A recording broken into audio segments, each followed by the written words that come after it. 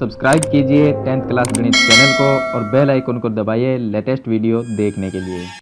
Hello friends, चलिए आज हम कक्षा 10 गणित की प्रश्नावली 4.1 का प्रश्न नंबर 2 हल करेंगे। पीछे वाली वीडियो मैंने आपको प्रश्न नंबर 1 बताया था। अगर देखना है तो डिस्क्रिप्शन में प्लेलिस्ट का लिंक है, उस पर क्लिक करके आप प्रश्न नंबर 1 को देख सकते हैं। तो चलिए हम प्रश्न नंबर 2 को हल करते हैं। तो आप वीडियो को लाइक कर दीजिए और चैनल को सब्सक्राइब कर लीजिए ताकि ऐसी नई वीडियो आपको मिलती रहे। तो इसमें लिखा है कि निम्न स्थितियों को द्विघात समीकरण के रूप में निरूपित करना है। सिर्फ हमें एक द्विघात समीकरण बनानी है, उसको हल नहीं करना, सिर्फ द्विघात समीकरण बनानी है। तो इस प्रश्न में ऐसा लिखा गया है। तो यहाँ पर जो भी 4 प्रश्न दिए गए प्रश्न नंबर 2 के अंदर, इसके 4 भाग हैं। तो चारों भाग में हमें क्या करना है, एक द्विघात समीकरण बनानी है। क्वेश्चन नंबर फर्स्ट देखिए, इसका फर्स्ट क्वेश्चन है, इसका हल है।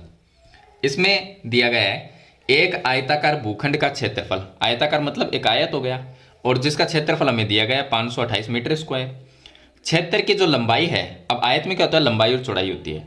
तो क्षेत्र की जो लंबाई है वो चौड़ाई के दुगुने से, चौड़ाई के दुगुने से एक अधिक है। तो कौन ज्यादा है, जो लंबाई है वो चौड़ाई से दोगुनी भी है और उससे एक ज्यादा भी है। इसका मतलब हम पहले मान लेते हैं कि माना भूखंड की चौड़ाई।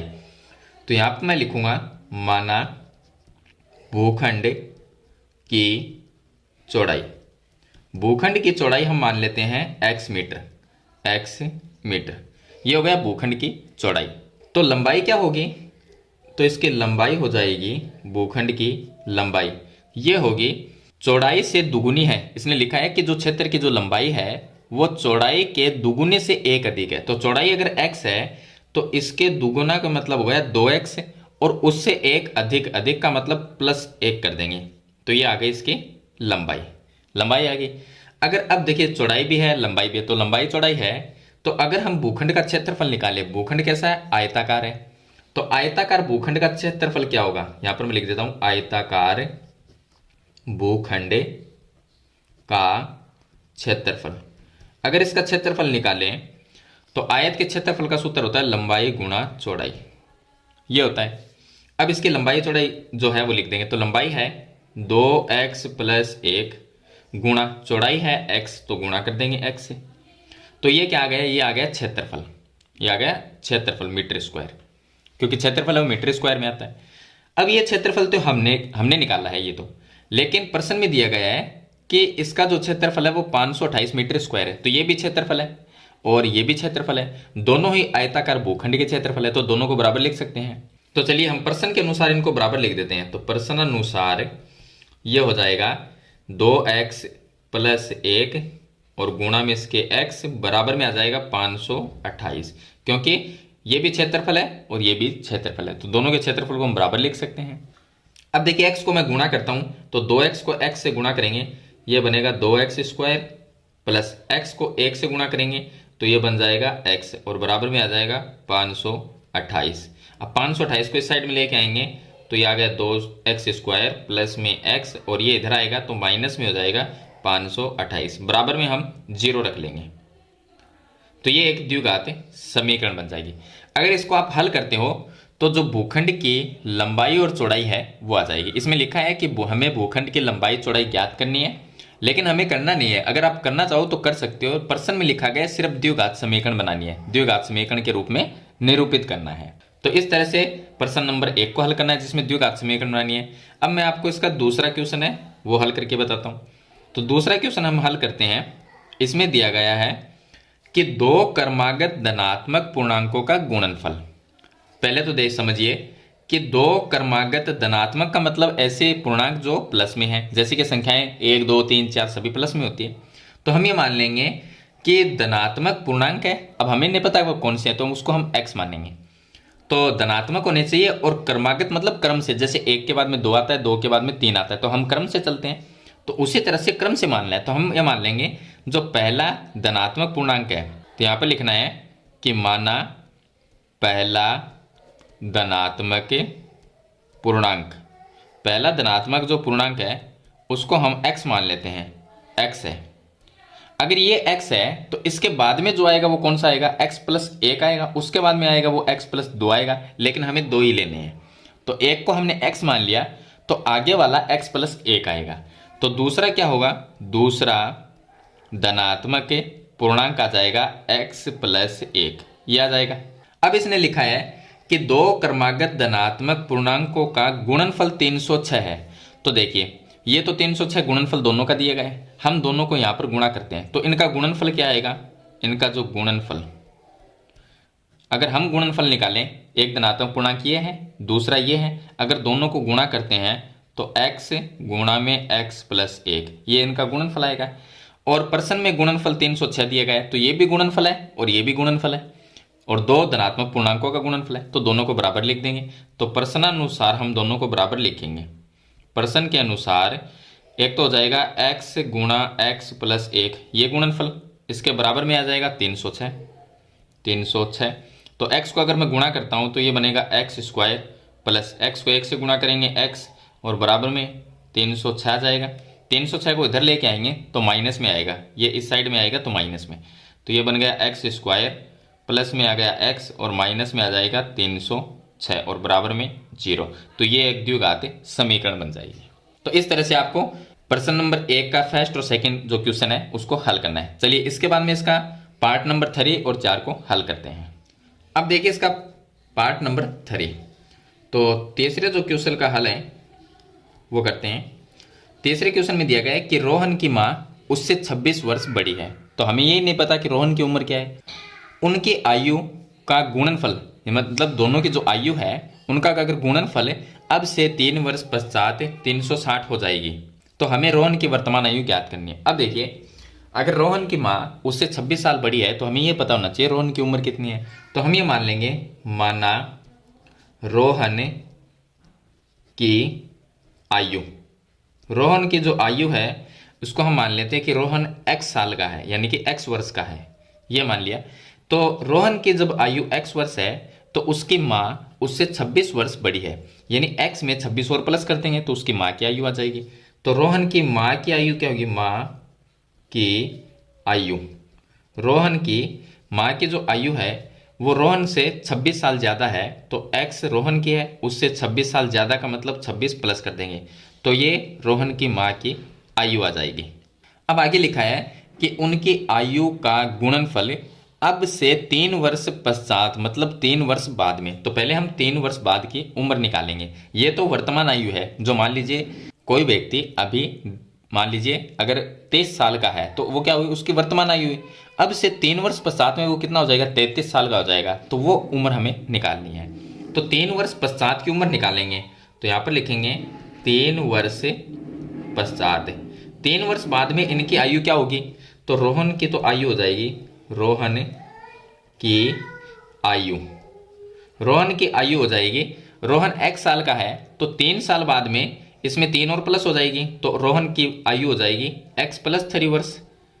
चलिए, और रोहन की जो माँ है उसकी आयु क्या होगी, आयु बराबर में रोहन की माँ की आयु x प्लस 26 है, तो पहले तो x प्लस 26 थी, अब 3 साल बाद में और कितनी हो जाएगी, तो 3 इसमें भी प्लस होगा, तो यानी कि ये हो जाएगा x प्लस 29 वर्ष, ये इसकी माँ की उम्र हो जाएगी।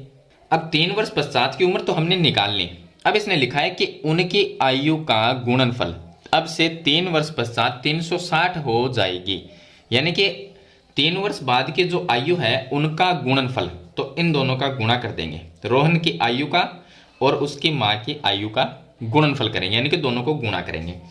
तो इनका जो गुणनफल होगा, गुणनफल वो कितना होगा, रोहन की आयु x प्लस 3 और रोहन की माँ की आयु वो है x प्लस 29, इन दोनों का जो गुणनफल है वो कितना हो जाएगा, 360। तो बराबर में लिख देंगे 360, ये आ जाएगा।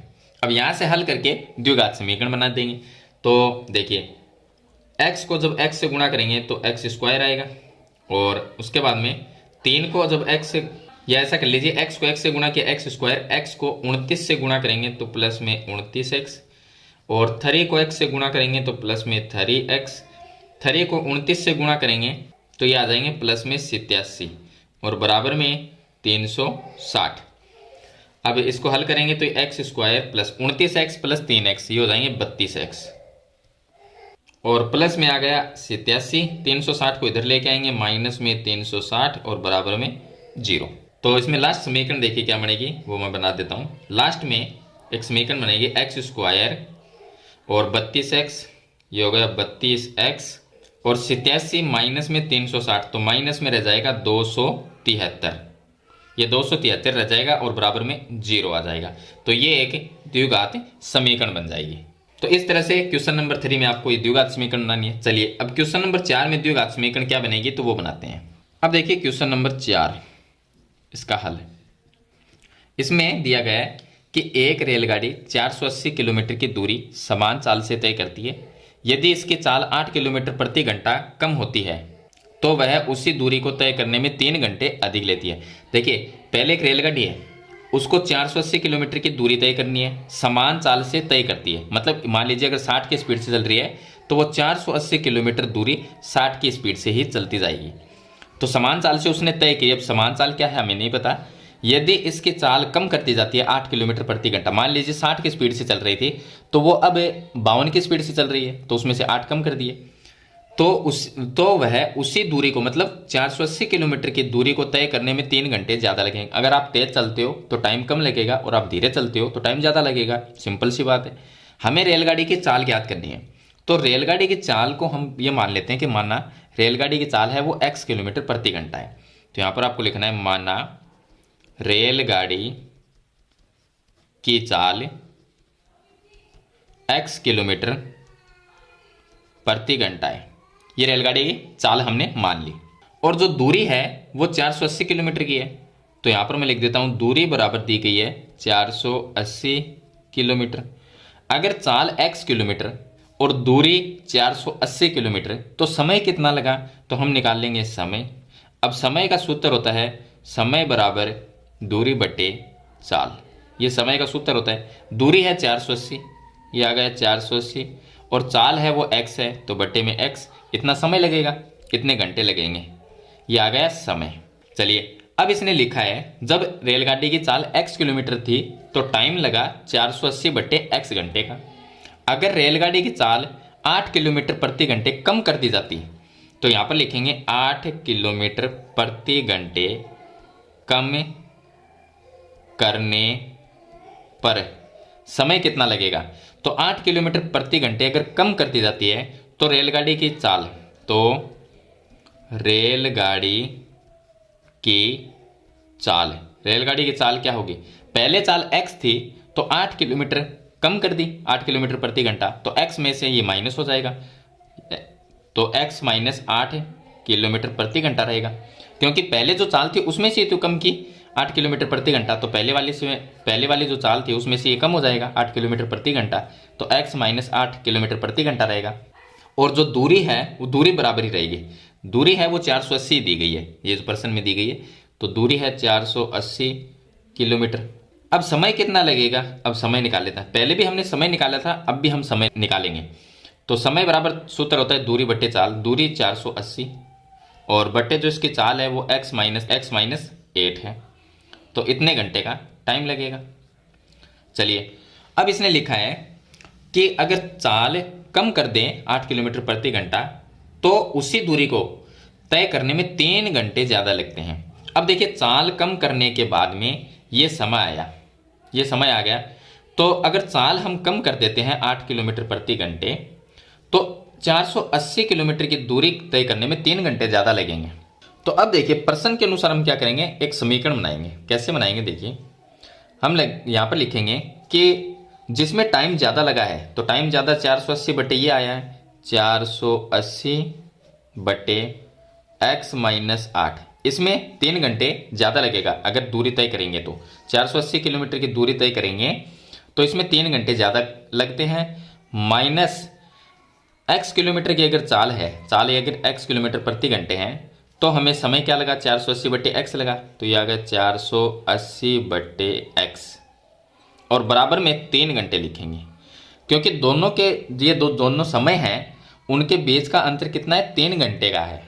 इसमें 3 घंटे ज़्यादा लगे, इसमें 3 घंटे कम लगे, तो बराबर में 3, यानी कि दोनों के बीच में जो समय का फर्क है वो 3 घंटे का है, तो बराबर में 3 आ गया।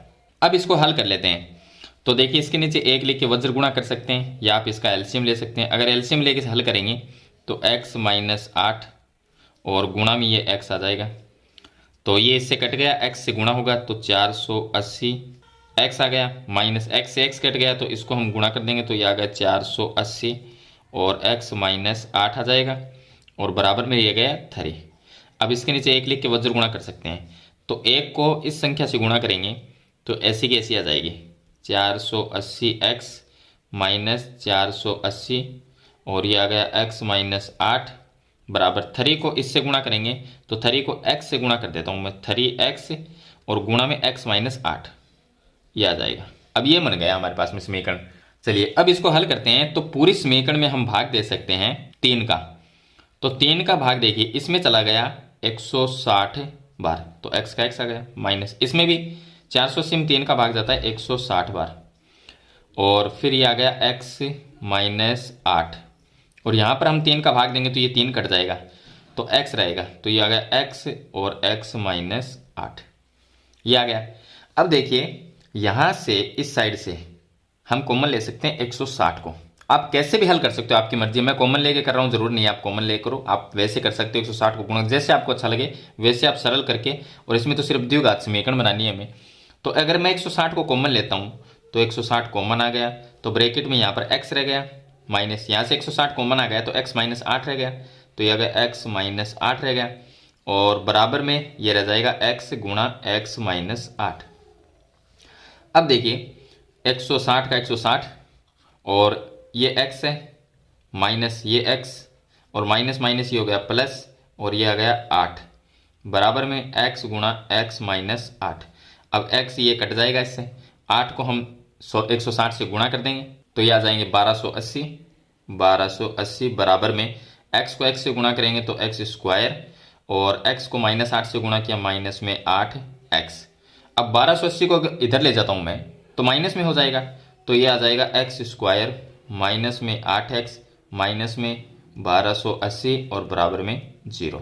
तो ये बन जाएगी एक द्विघात समीकरण। तो इस तरह से आपको इसका पार्ट नंबर 4 हल करना है। तो मैंने आपको प्रश्न नंबर 2 में 4 पार्ट दिए गए थे, तो सभी पार्ट मैंने एक एक हल करके आपको बता दिए हैं। तो मेरे ख्याल से ये क्वेश्चन आपको कंप्लीट समझ में आ गया होगा। फिर भी कोई सवाल या सुझाव है तो मुझे कमेंट बॉक्स में जरूर लिखना, और वीडियो पसंद आए तो इसे लाइक और शेयर जरूर कर देना। इस चैनल पर नए तो सब्सक्राइब करना। हम मिलते हैं नेक्स्ट वीडियो में, तब तक के लिए थैंक यू।